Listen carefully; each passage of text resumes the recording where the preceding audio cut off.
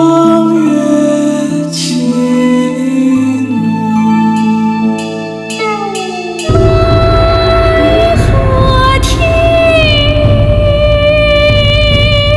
上怀日，寂寥世事千女中，世事千女中。因此生，应出之，怀瑾道于地，红楼梦。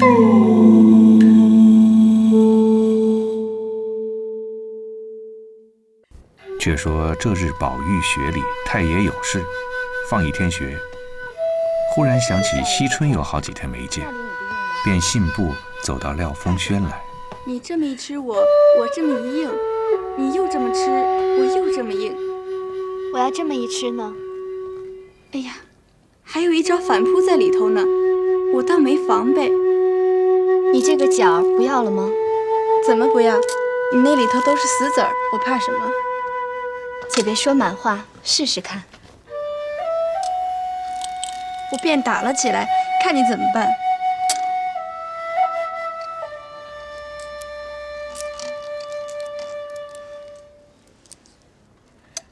这叫做倒脱靴。太妙了！你这是怎么说？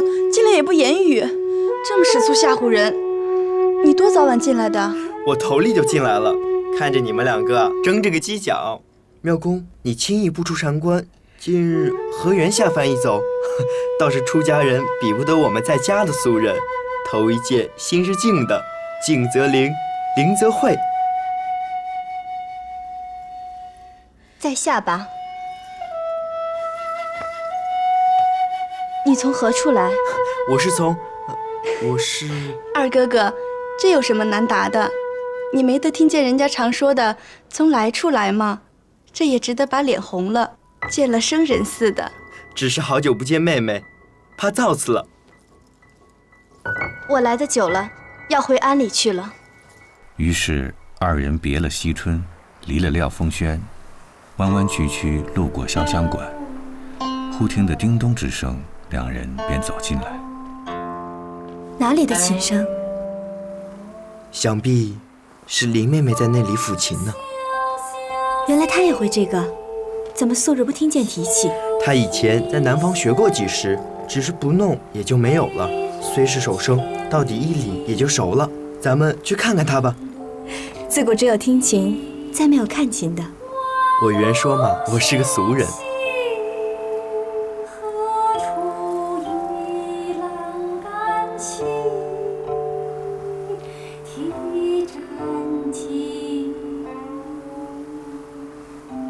刚才青子韵是第一叠，如今杨子韵又是第二叠了。咱们再听。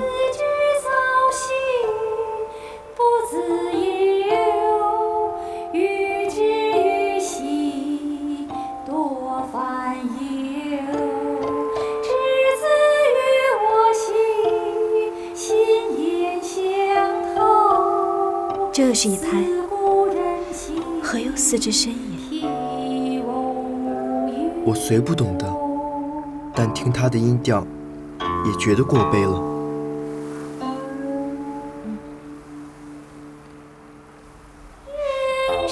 君弦太高了，欲无设律，只怕不配呢。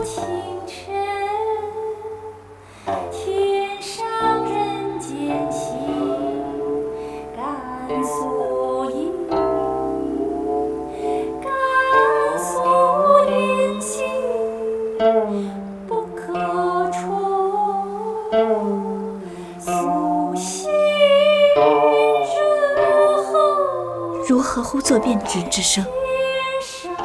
音韵可怜今时矣，只是太过了，便怎么？恐不能持久。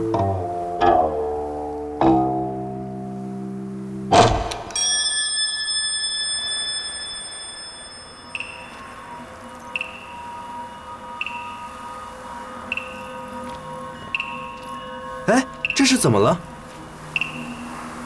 你也不用多问，日后自知。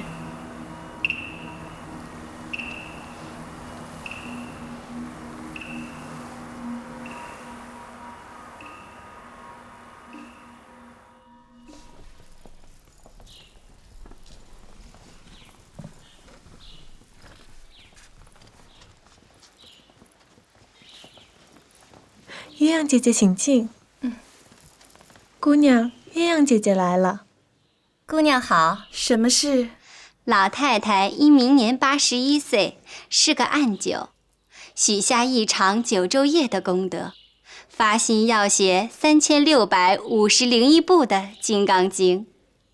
果然是老太太。老太太因心经是更要紧的，观自在又是个女菩萨，所以要几个亲丁奶奶、姑娘们写上365部，如此又虔诚又洁净。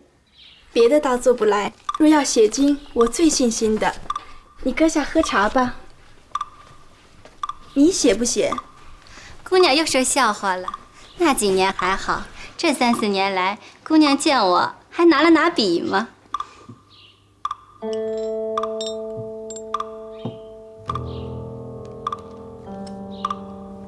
这素纸一扎是写心经的。鸳鸯姐姐，请喝茶。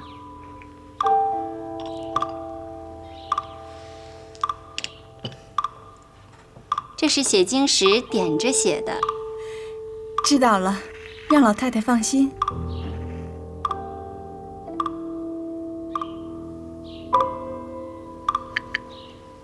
这么着，我也该回去了，那边又离不得人。姑娘歇着吧，我们去了。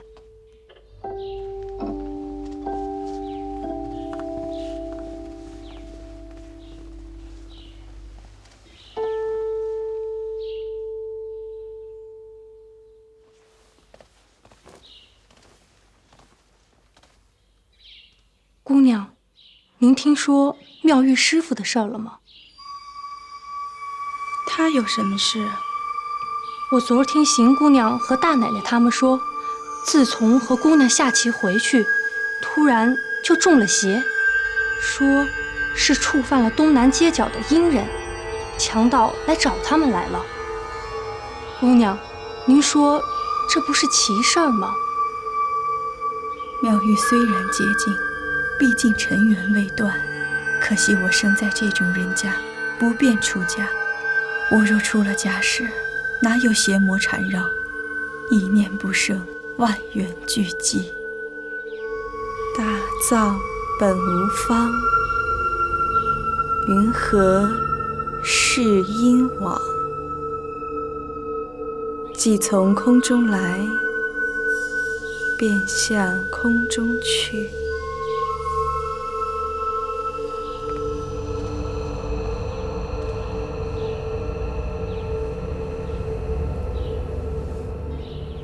转眼已到10月中旬，天气陡寒，宝玉到了潇湘馆中。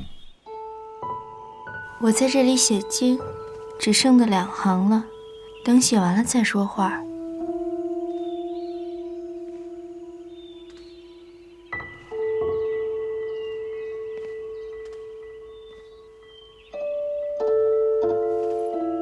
妹妹，这幅《斗寒图》可是新挂上的？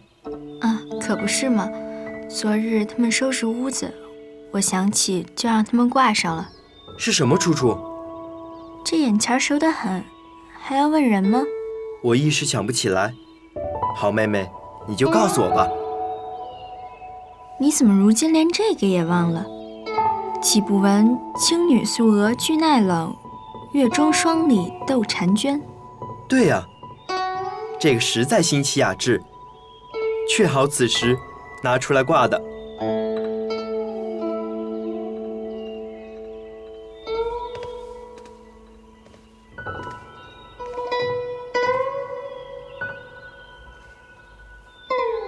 宝玉见黛玉身上穿着月白绣花小毛皮袄，加上银鼠坎肩儿，头上挽着随长云髻，簪上一只赤金扁簪，别无花朵，真比如亭亭玉树临风立，冉冉相连待露开。二爷请用茶。这会子写完了，太慢了。你这到底怎么了？你别嚷。今日我听见了一句话，我告诉你听，急不急？你可千万别言语。姐姐，你知道吗？宝玉定了亲了啊！怎么了？没什么，一个杯子碎了，我正收拾呢。姑娘，快歇歇吧。这是哪里的话？只怕不真吧？怎么不真？别人大概都知道，就只咱们没听见。你是哪里听来的？我听见师叔说的，是个什么知府家，家子也好，人才也好。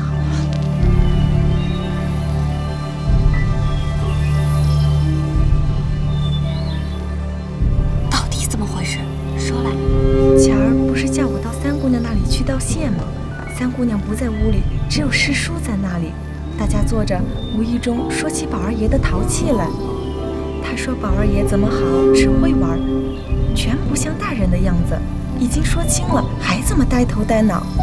我问他是不是定了，他说是定了，是个什么王大爷做媒的。那王大爷是东府里的亲戚，所以也不用打听，一说就成了。这句话起，妹妹这2日家里没人提起，弹琴了没有？师叔也说是老太太的意思，若一说起，恐怕宝玉也了心，所以都不说。师叔告诉了我，又叮嘱千万不可漏风，说出来知道是我多嘴，所以在他面前也不说。今日是你问起，我不犯瞒你。谁知黛玉一腔心事，又窃听了紫鹃、雪雁的话，虽不很明白，已听得了7、8分，如同将身撂在大海里一般。思前想后，竟应了前日梦中之谶，千愁万恨堆上心来。左右打算，不如早些死了，免得眼见了意外的事情，那时反倒无趣。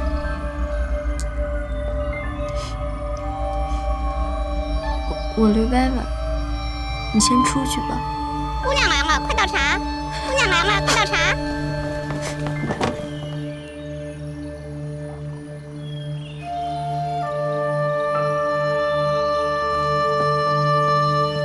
姑娘叫我们，可是要喝水。你们都去哪儿了？再找不出一个人来。刚才收拾杯子，没想姑娘会叫，一时没听见。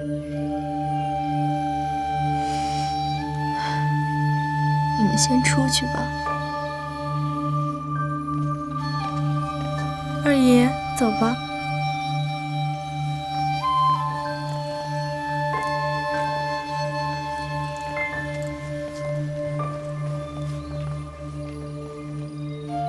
黛玉又想到自己没了爹娘的苦，自今以后，把身子一天一天地糟蹋起来，1年半载，少不得身登清净。打定了主意，被也不盖，衣也不添，竟是合眼装睡。紫鹃和雪雁来伺候几次，不见动静，又不好叫唤，晚饭都不吃。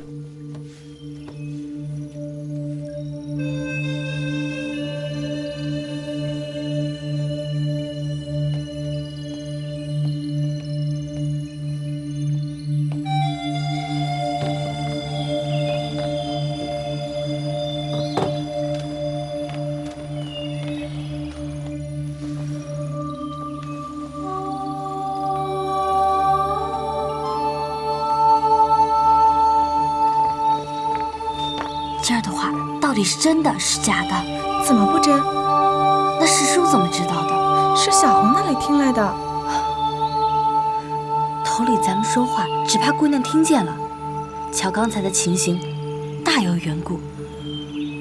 今日以后，咱们倒别提这件事儿了。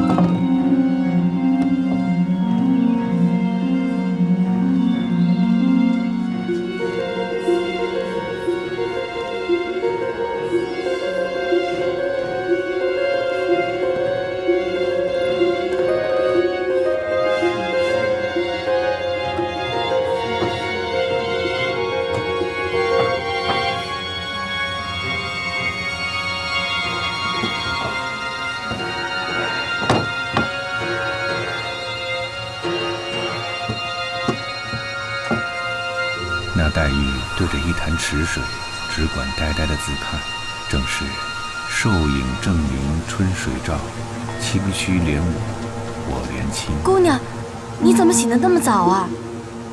可不是吗？睡得早，所以醒得早。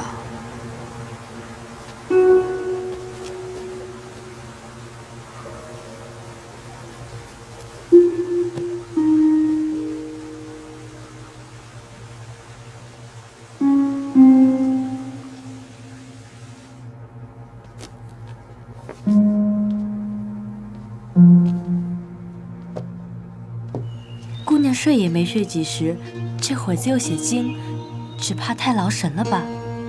不怕，早写完早好。况且我也并不是为写经，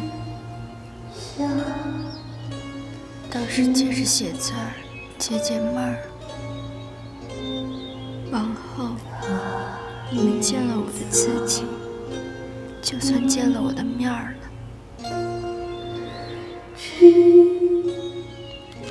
原来黛玉立定主意，自此以后有意糟蹋身子，茶饭无心，每日渐减下来。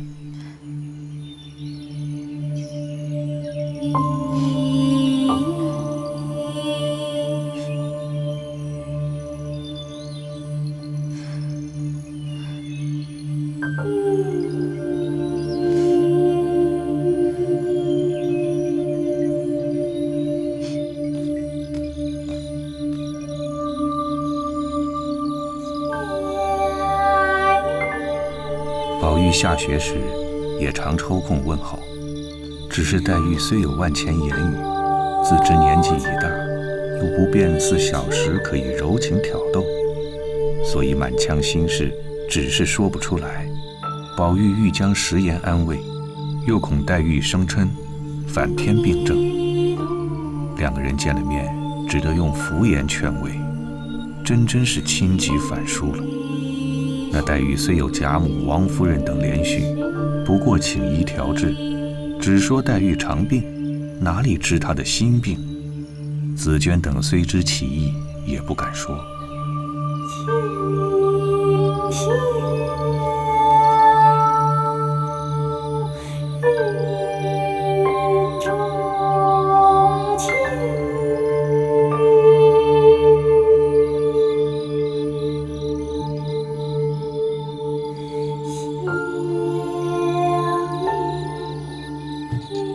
从此一天一天的减，到半月之后，肠胃日薄，一日果然粥都不能吃了。黛玉日间听见的话，都似宝玉娶亲的话，看见怡红院中的人，无论上下，也像宝玉娶亲的光景。薛姨妈来看，黛玉不见宝钗，越发起疑心，索性不要人来看望，也不肯吃药，只要速死。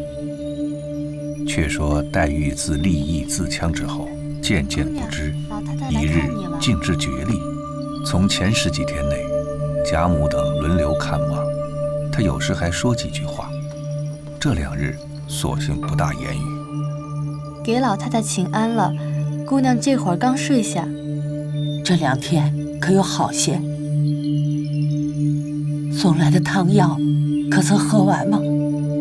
前些天还吃2口，近些天竟是颗粒未尽，也不大言语了。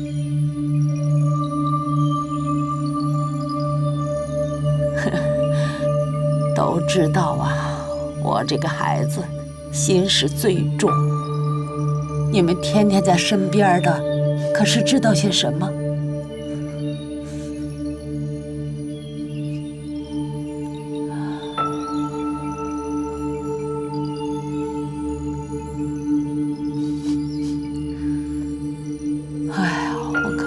儿啊，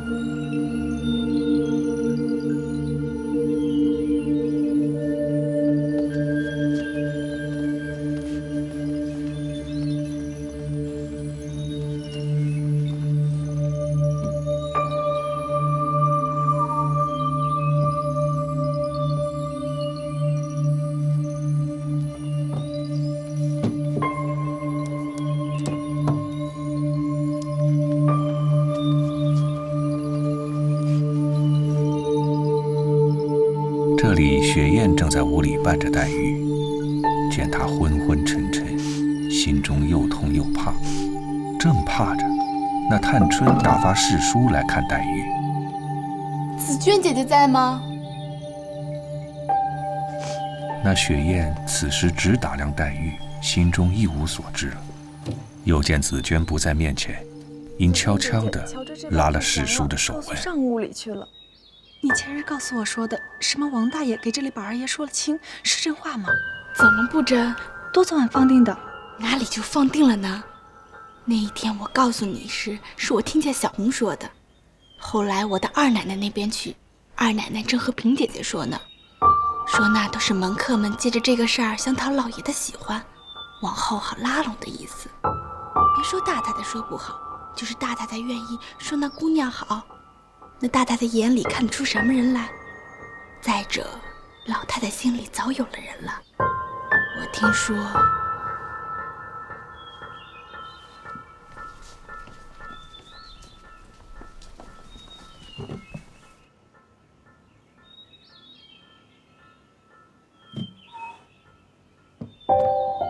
你快说呀！就在咱们园子里的，大太太哪里摸得着底儿呢？老太太不过是因老爷的话不得不问问罢了，又听见二奶奶说宝玉的事儿，老太太总是要亲上做亲的，凭谁来说亲？横竖不中用。唉，这可怎么说？白白的要了我们这位的命了。这话是从哪里说起？你不知道吗？前日都是我和紫娟姐姐说来着，这位听见了，就落到这步田地了。你悄悄地说吧，看仔细，他听见了。人事都不行了，瞧瞧吧，躲不过在这1、2天了。这还了得！你们有什么话还不出去说，还在这里说，索性逼死他也就算了。好姐姐，不是我说，你又改脑了。你懂得什么？若懂得，也不传这些蛇了。紫娟，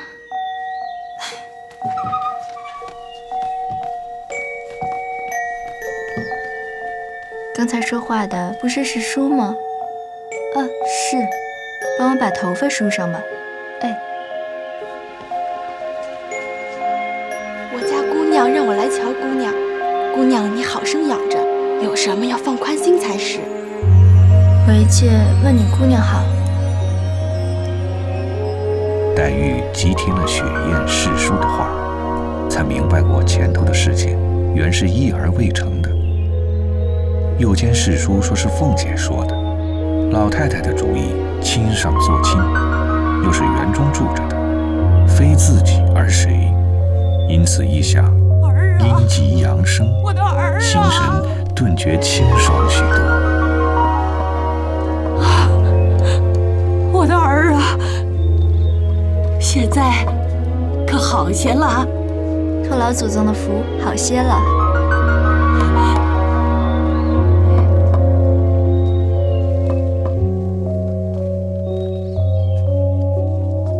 汤药可曾喝了？今天的还没有，不过已经让紫娟热了，待会儿就喝。好，好，喝了就好啊。老祖宗心里眼里就只有一个林妹妹，我们这些挨打胡摔惯了的，就算是粉身碎骨，只怕老祖宗也不会掉半滴眼泪的。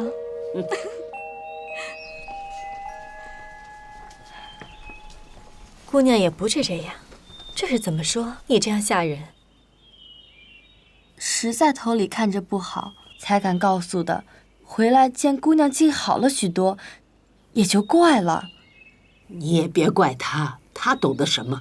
看见不好就言语，这倒是他明白的地方。小孩子家，不嘴懒脚懒就好。那日后我要是哪处拧了疼了，就叫平儿报丧来，看老祖宗疼是不疼。你这个，再说我把你嘴给撕了。黛玉心中疑团已破，自然不似先前寻死之意了。心病终须心药治，解铃还是系铃人。不言黛玉病渐减退，且说紫鹃、雪雁背地里都念佛。姐姐又在为姑娘请愿了。是啊，希望老天开眼，保佑姑娘快快好起来。亏她好了，只是这病的奇怪，好的也奇怪。病的倒不怪，只好的奇怪。想来宝玉和姑娘必是姻缘，人家常说好事多磨，又说到是姻缘棒打不回。这样看来，人心天意，他们俩竟是天配的了。你在想那一年，我说林姑娘要回南去，没把宝玉给急死，闹得家翻宅乱的。如今一句话，又把这个弄得死去活来，可不说是三生石上100年前结下的吗？幸亏好了，咱们明儿再别说了。就是宝玉娶了别的人家的姑娘，我亲见他在那里结亲，我也再不露一句话了。这就是了。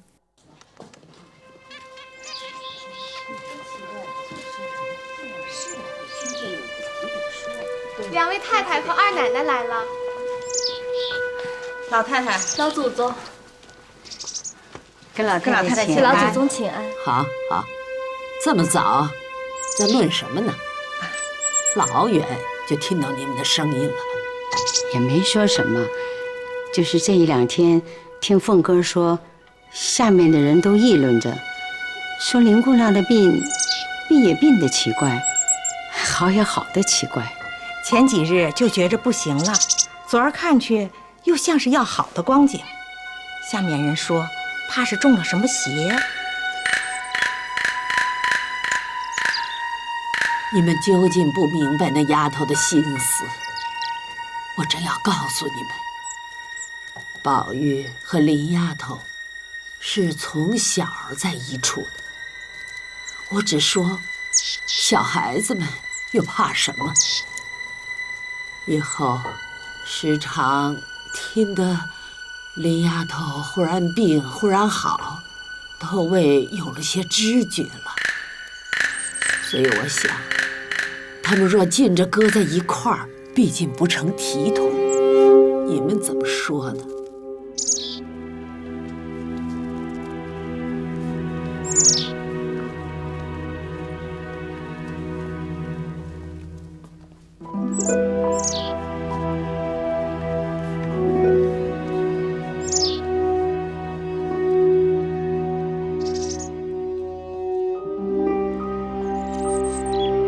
林丫头是有心计的。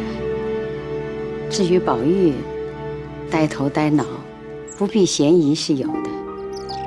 看起外面，却还都是个小孩形象。此时，若忽然或把哪一个分出员外，不知道漏了什么痕迹了吗？古来说的“男大须婚，女大须嫁”，老太太想，倒是赶着把他们的事办办也罢了。林丫头乖僻，虽也是她的好处，我的心里不把林丫头配她，也是为这点子。况且林丫头这样虚弱，恐不是有寿的。只有宝丫头最妥。不但老太太这么想，我们也是这样。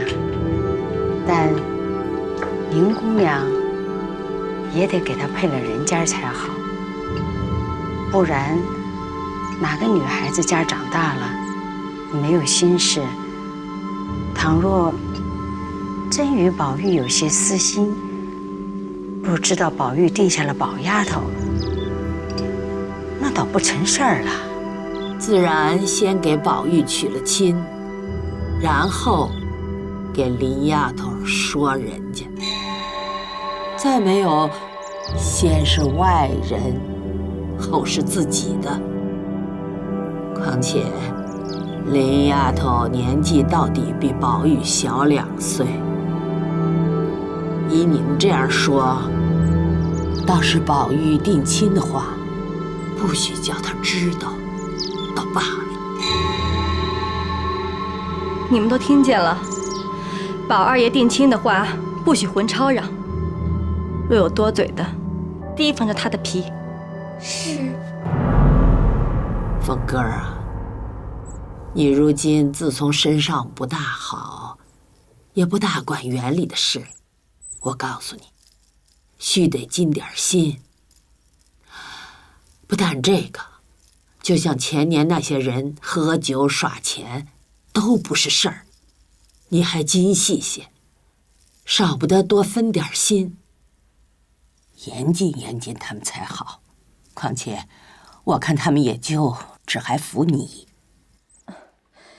这点子事，老祖宗就放心吧。浑说知县办差颠倒，一时料着不。且说薛姨妈思量着薛蟠之事，家里又被金贵搅得翻江倒海，坐卧不宁，一时伤心，掉了眼泪。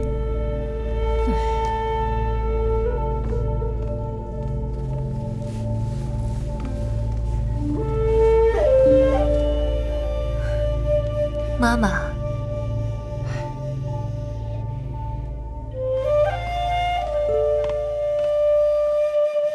太太，姐姐，坐吧。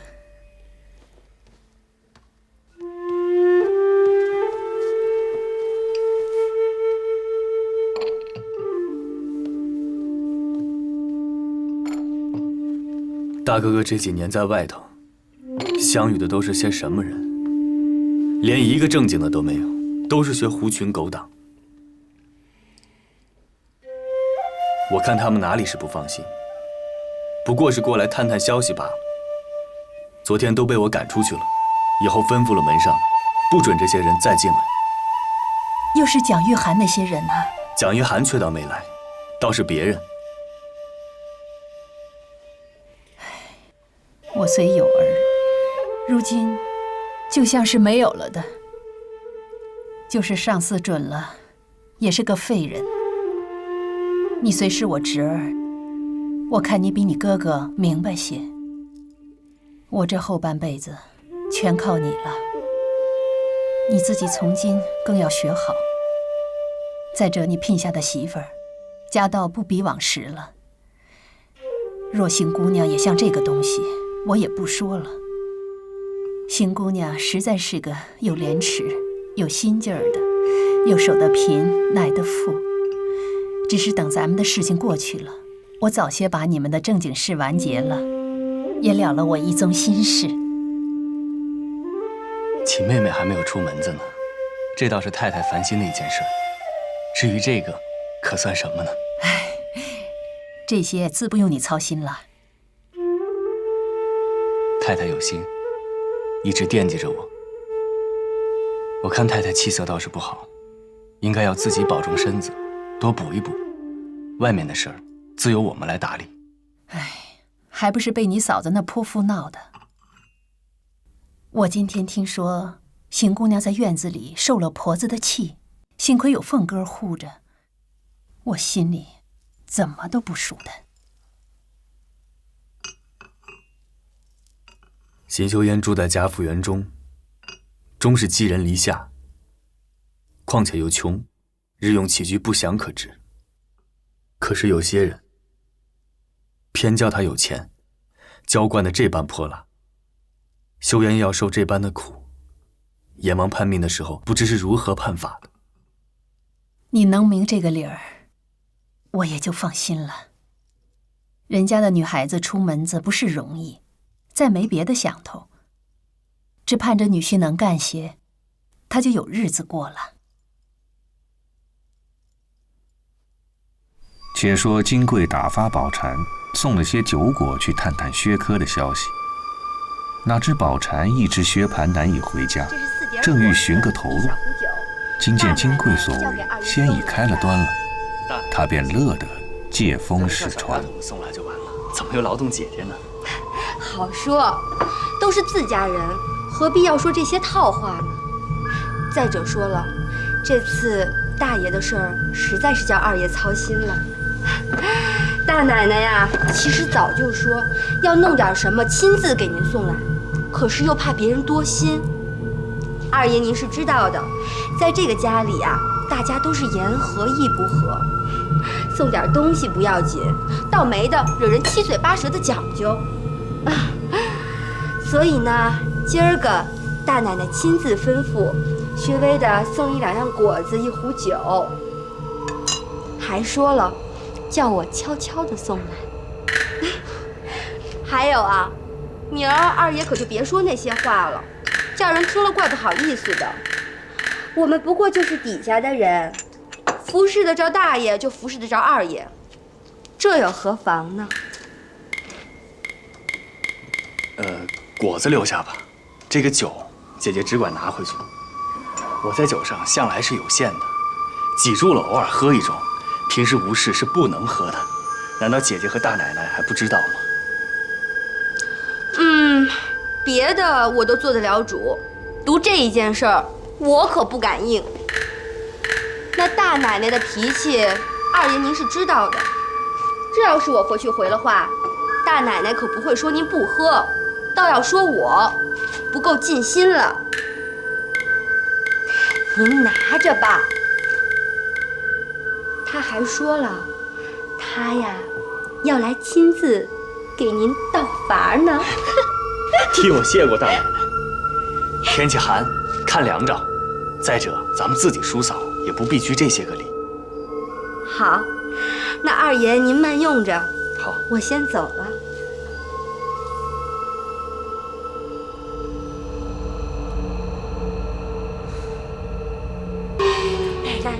女你说他怎么不吃果子，也不喝酒呢？哼，天下哪有这样没造化的人？薛科听了，这才知道他们原来是这番意思。闷来也想吟诗一首，写出来除出胸中的闷气。只混写道：蛟龙失水似枯鱼，两地情怀感所居。同在泥土多受苦，不知何日享清虚。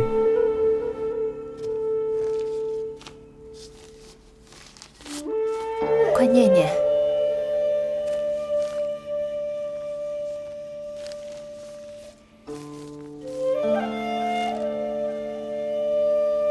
男在县里也不受苦，母亲放心。但昨日县里书办说，府里已经准降，想是我们的情到了。岂知府里降上去，道里反驳下来。亏得县里主问相公好，即刻做了回文顶上去了。那道里却把知县申斥。现在道里要亲提，若一上去又要吃苦。必是道里没有托到，母亲见字，快托人求道爷去，还叫兄弟快来，不然又要解道。银子短不得，火速，火速！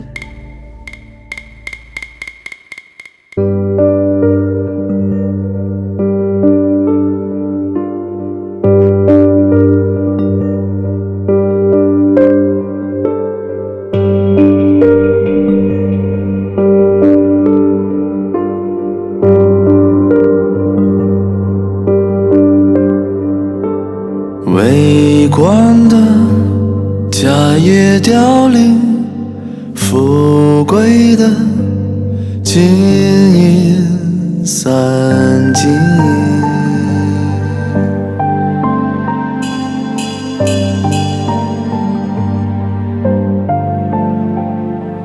有闻的死里逃生，无情的分明报应。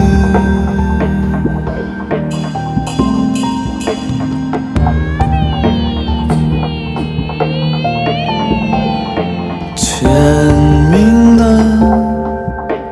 名一换，牵泪的泪一牵，冤冤相报是非情，分离聚合皆签定。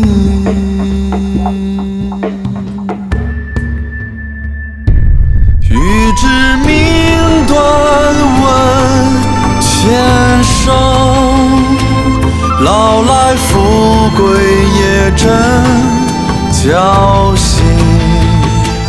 看破的遁入空门，痴迷的枉送了性命。欲知命断问前生，老来富贵也真侥幸。好一丝是金鸟投林，落了片白茫茫大地。真